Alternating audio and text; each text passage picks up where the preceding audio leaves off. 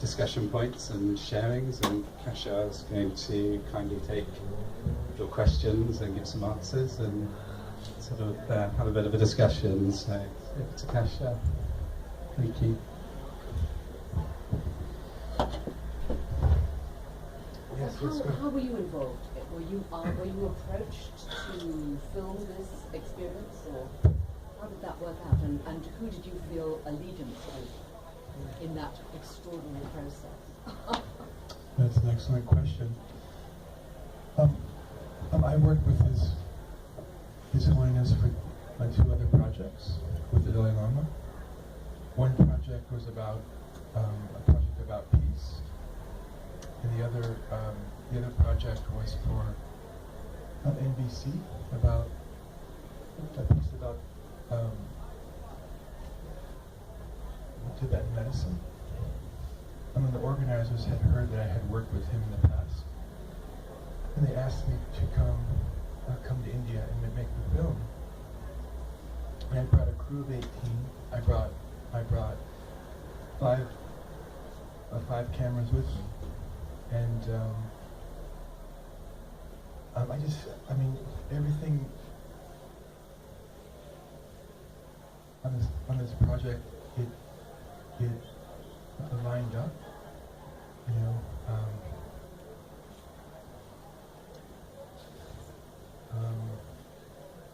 Actually, I wasn't offered any money to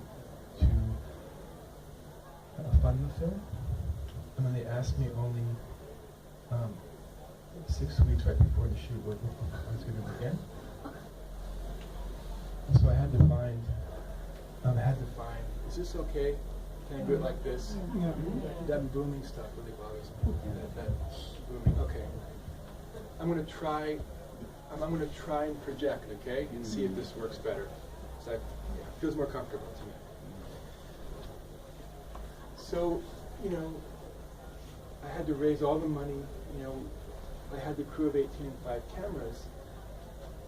I really believe, though, in, you know, if you're a filmmaker, or you're a teacher, or you're a mother, if you have a positive intention, I mean, truly in your heart, if you have the intention of service and helping others, that door is open for you in what, you know, in anything that you're doing. And certainly this was the case with this project. I mean, it seemed like an impossible task. You know, you're invited 6 weeks right before this group of incredible thinkers are going to India to meet the Dalai Lama. You know, sending a crew of 18 of 5 cameras, but every step of the way, doors opened and things worked out. It was also the case with Harrison Ford, for example. I had if you can't hear, you're welcome to move up forward. Harrison Ford was actually I had actually three actors on my short list for narration. The first was Harrison Ford. He was my first choice. Richard Gere was the second. Yeah, but he's in all the films about Tibet and Buddhism.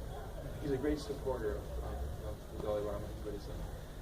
And the third was Johnny Depp, who would be a really interesting choice as well.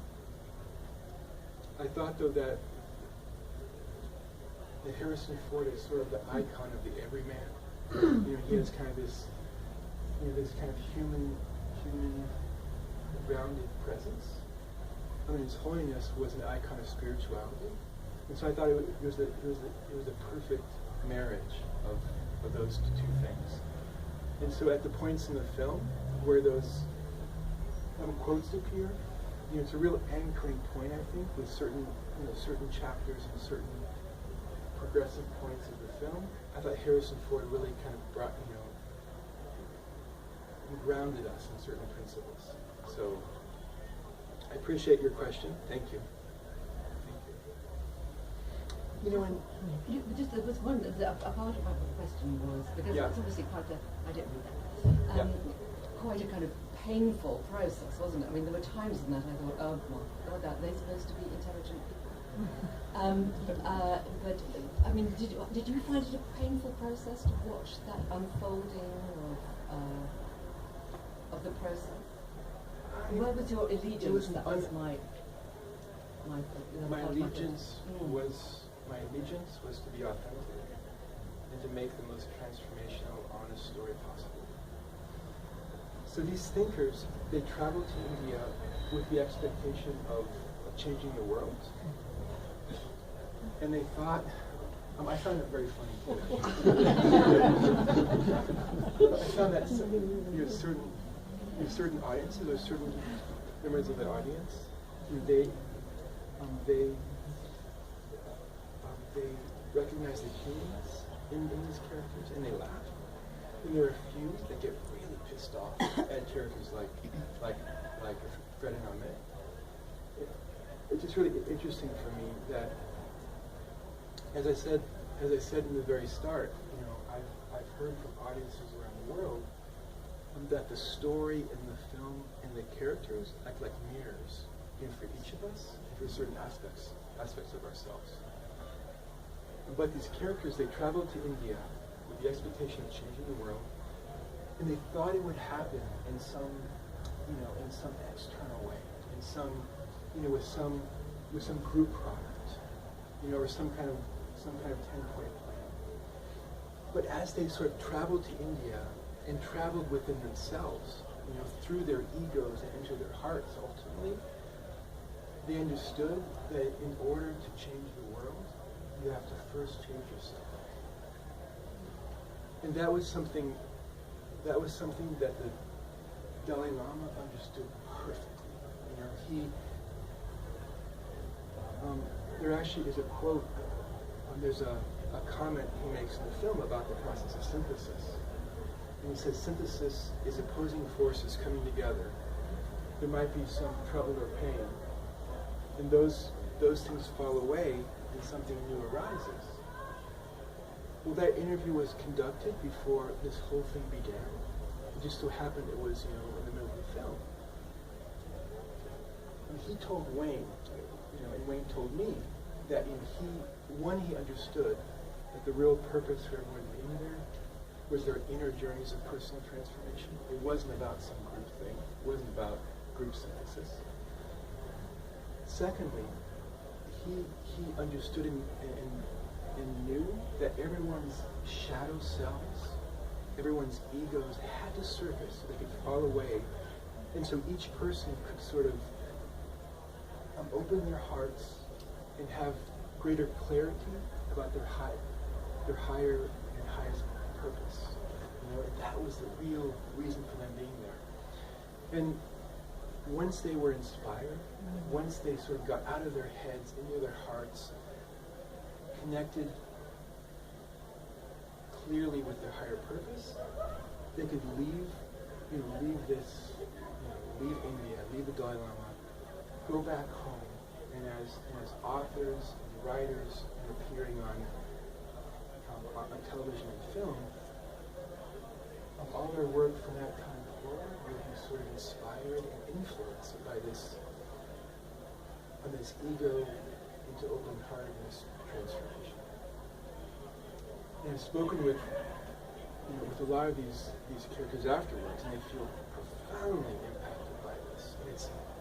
And it's almost like throwing a stone of personal transformation into the waters of your life. Once you truly change and you accept that responsibility to shine that mirror on yourself, then your family changes, your community, and eventually the world. And that's all of our responsibilities. We can't wait for 40 so-called great thinkers to change the world. We can't wait for an incredibly compassionate, I will say advanced spiritual human being like this one is the Dalai Lama. We have to accept that responsibility ourselves for making the world a little bit better than when we first came on the planet in our own unique way, step by step, person by person, moment by moment. So I really, yeah, if you can't hear me, just say so, and I'll try and speak louder, or just, you can move forward. So, I'm soft-spoken. So, apologize. I should, I just wanted to ask, she had her hand up first. it's a very simple question. Yeah. Yeah. You can use that. Simple question. It's just, you may have said, or it may have said at the beginning of the film, which year that was held, the conference. That's all right. The actual filming was done from 2000 up to 2013. Oh, right. So it was over a 13-year period that we filmed this. I mean, I tried to make it. I felt like it was important that it was a. I felt like it was important that it was a timeless story. Almost like a. The principles in the film, I thought are timeless. I mean, it's everyone's sort of journey, and so I really felt like not having a sense of time in the film. So we could sort of experience it in the moment. I appreciate your question. So the 8 days, or between 2000 and 2013? 2000 is when it actually happened. And we filmed more over. We actually filmed interviews and scenes in India. The last time in 2015. I think the story was done absolutely beautifully, but what I was really mesmerized is what you put on top of the story, into the background, and as a scenery you captured, and that was really, really fantastic. I found it great to stroke genius, I should say. Particularly growing up in India, I can say the way you captured the Indian people's lives. The way you captured the Indian people's lives was absolutely brilliantly done. I just want two little simple queries. Is obviously there is a lot more to India than we do. I'm pretty sure there's a lot more in Dharamshala too. And what you've done is sort of capture the life of the people who are most underprivileged and unfortunate. So was there any particular message behind that? The second thing I want to ask is that you have captured some of the rituals in the Buddhism, and some of them are very loud, but I'm pretty sure there are some serene rituals too. And was there any particular message about choosing the one which you chose over the other? Wow, that's a great question. I've never heard it. In about 400 Q&As that I've done, I haven't heard the one about the dance. Why that was chosen. That's a very interesting question. I know that we showed a lot of poverty in India, and that's.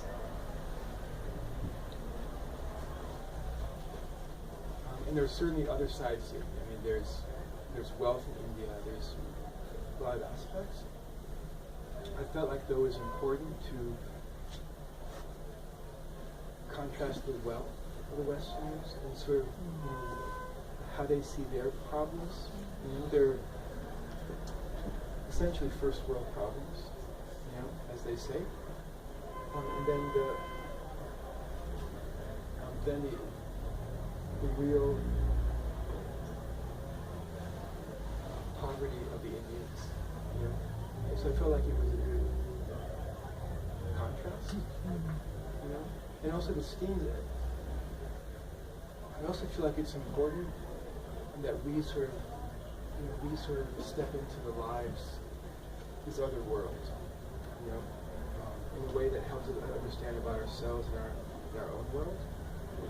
So about the dance scene, that scene is it's almost cleansing scene.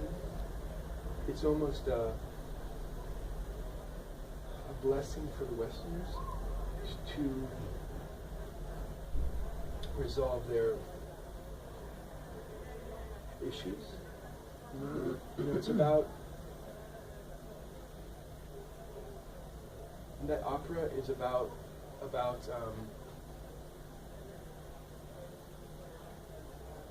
overcoming our demons. Sort of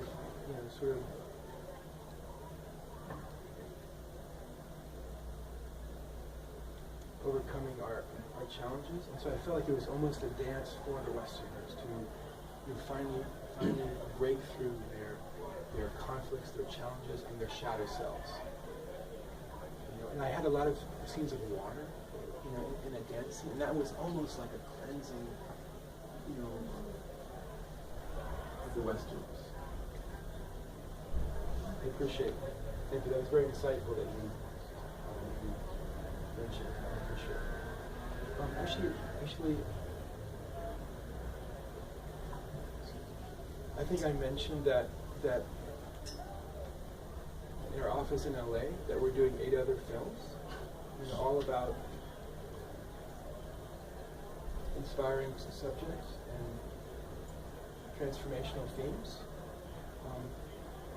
We actually have going to release 4 this year, 4 documentary films this year, and 4 the following year. I have an email list that I will email you myself about the time when the film is going to be here. So I'm just going to hand out these email lists. As I answer your questions, after answering more questions, and I promise you I'll be the only one who emails you. I guarantee you that. And we'll just do essentially do two minutes. Thank you very much indeed for the film. I mean, this is not the end of it. I'm just saying it was long. I thought it was probably a bit over long. But that was just my own feeling. But at the same time, the length of it kind of, you were drawn into something which is not just 90 minutes or whatever, the kind of usual. I think it was quite interesting that it was quite long. 2 hours. It was 2 hours. I appreciate that. Thank you. So, you had your hand up. No one likes that mic?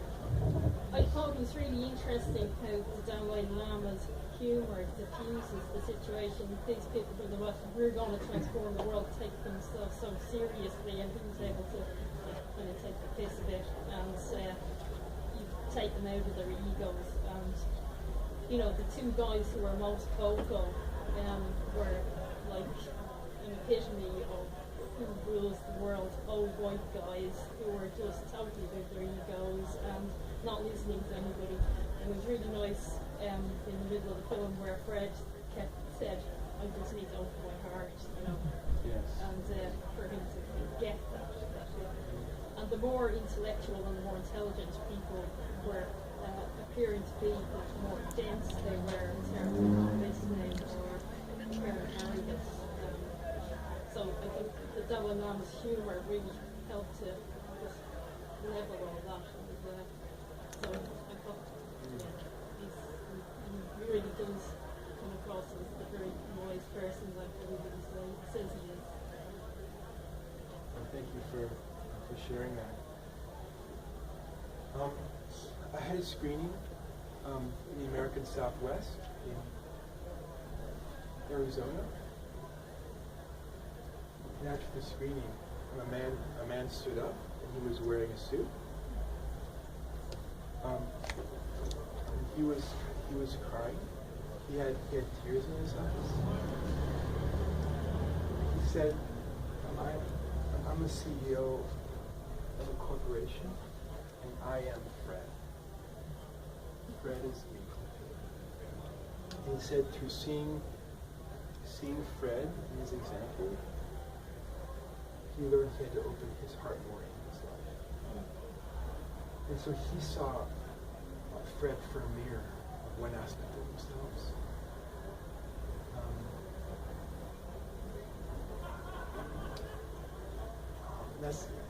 I've heard that around the world, that certain characters sort of speak to us, you know. We actually all have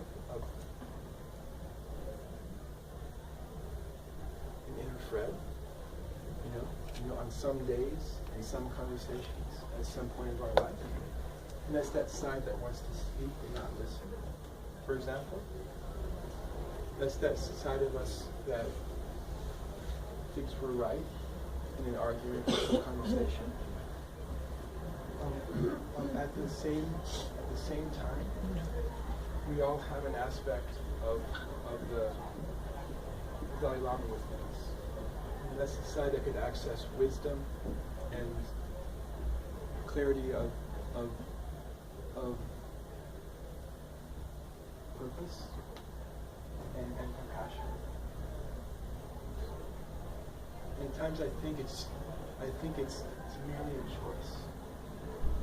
You know, it's our choice whether we want to open our hearts and give kind of compassion, or we express our inner friend.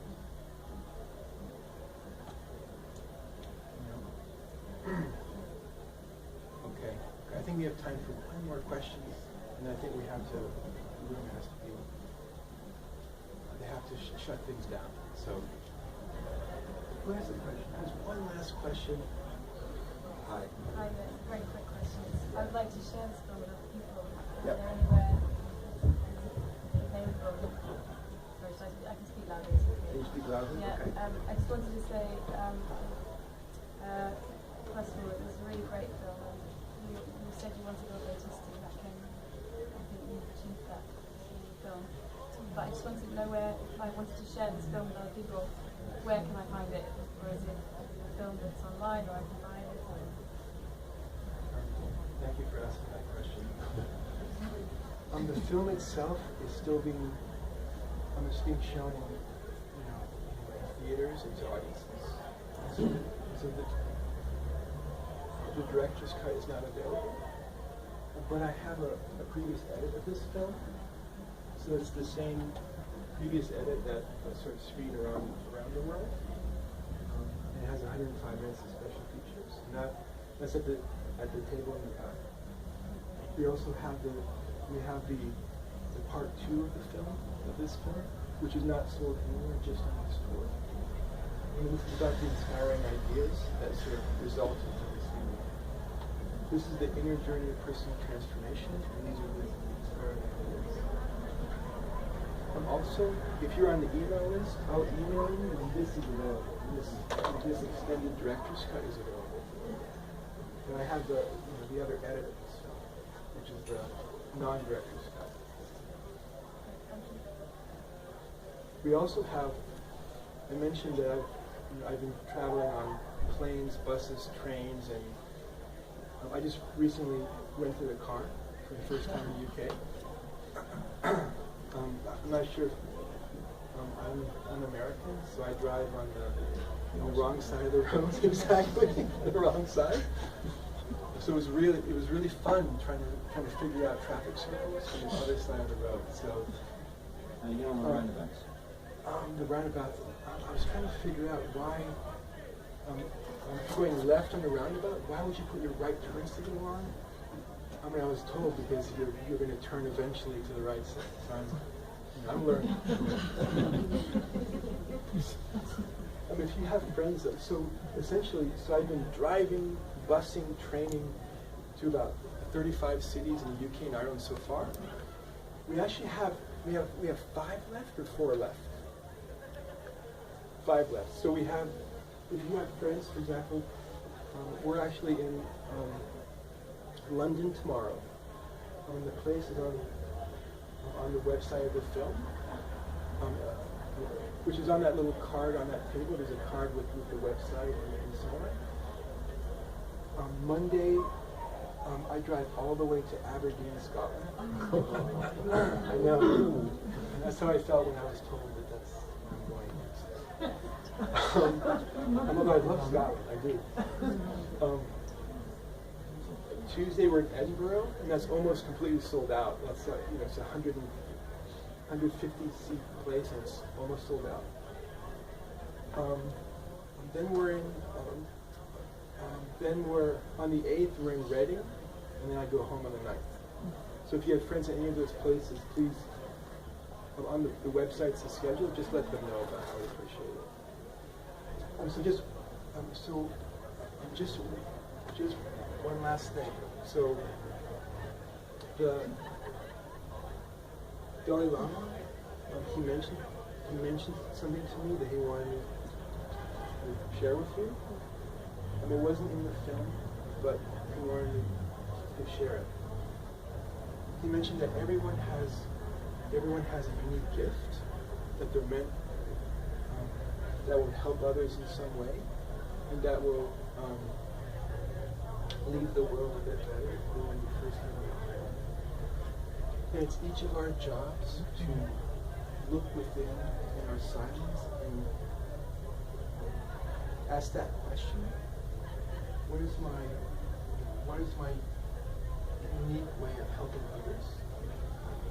And then if we do that, if we ask that question, we listen within, and in the quietest of moments, we discover it and we put it into action, one step at a time. At the very end of our life, we can feel a peace and a satisfaction that we've done our job on the planet. And so if there's one thing that you leave me with, it's that, when I ask, it's that question. Maybe on the evening tonight, when you're just about to fall asleep, things are quiet around you, and you're listening within. What is my unique way of helping others? So, thank you so much for coming. Thank you very much, Omar, my good friend, for bringing this here and for just to sharing this with your community. I hope I see each of you again at some future time, perhaps when the next film comes around. Thank you so much, and I'll see you again.